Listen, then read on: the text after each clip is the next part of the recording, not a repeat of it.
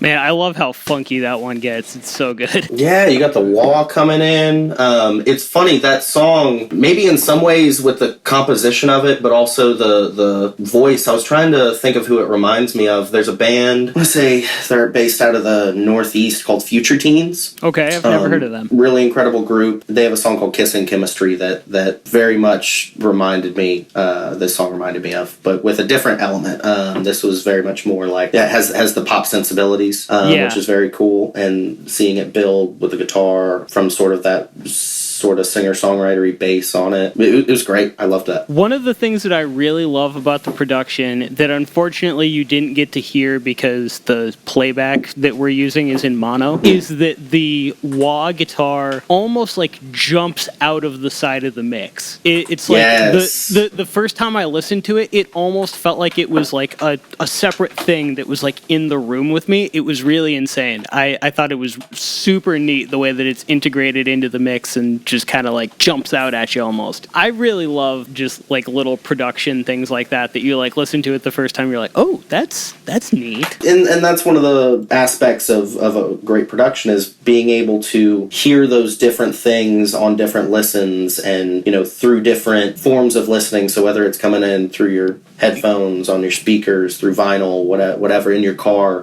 what is really incredible is to hear something dozens of times over, and because you listened to it a different way, it comes through differently, and you hear different things that you wouldn't have otherwise. Oh yeah, I mean, even just like listening through like different speakers or different headphones or whatever, you'll notice different tiny little details in really well produced stuff that you're like, oh, I never noticed that little like, you know, ride cymbal or shaker or whatever before. And it's always really fun to like revisit your favorite tracks and rediscover new stuff from it. Oh, absolutely. Another thing that I really like about this song is just how tight the band is. They'll do those like the little pause after the chorus and then just all come right back in, and just that little pause of like a breath almost, and then like the all hit on the one beat at the same time just feels so satisfying to listen to. Oh, absolutely. A tight band, especially in today's day and age, you really need to be on the same page. There can be an appeal to sloppiness, but I think, you know, it speaks volumes when your entire unit is just sort of, you know, you have the same heartbeat, you know, like a herd of elk.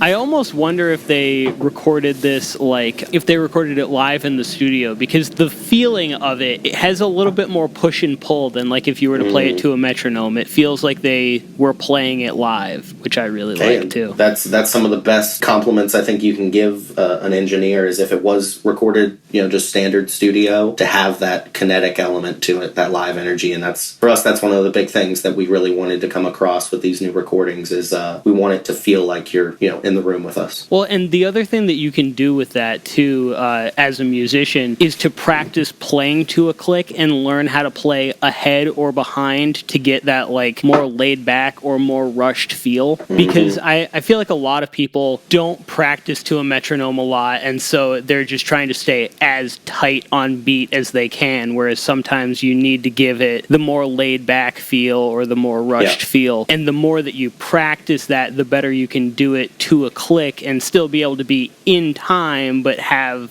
feel at the same time. Like, people talk about playing to a click as if there's like a dichotomy between feel and playing to a click, but really you just have to be really good at playing to a click. Exactly. Yeah. No, I mean, pocket is real, and and you can tell who has it and who doesn't, and you know, it's not even just a live thing. You know, it becomes apparent in studio recordings, because you can't just program everything now. And you may be able to, but I think people can hear it when it's real and raw and authentic. Oh, I 100% agree. So on the go ahead. I was going to say, on the topic of production, the next artist that I was going to talk about, one of the things I really like about this project, they're called Sister Sleep. We've known them for a long time. They used to, in fact, our vocalist Brad was one of the founding members of the project that they used to be known as The Keepsake. Okay. And they have been together for a long time, probably about as long as we have, in a couple different forms. And one of the things I really like about this newest iteration is the producer that they're working with, Aaron Pace, who up until now was our producer and produced everything from Aces Over Kings to Neptune, and really did a lot to bring the right sound out of us. us. And, it came to a point where we weren't working together anymore. We ended up transitioning over to Corey Batista, who did Seder, the Callous Dow Boys, Challenger Deep. I think he's working with like Standards right now. A really incredible producer, really All incredible of that engineer. Is killer stuff, yeah. And a big part of us actually transitioning over to him was Aaron pushed us to. And so seeing the work that he's done with this project was very similar to what he did with us, where he brought out of us what we needed right then. And I think you can really hear it when you listen to their old work compared to this, and it just has a different sort of element of production in it. So I believe they just released this song as well. Sister Sleep, the track is called The Arsonist. They have a music video for it and everything out now.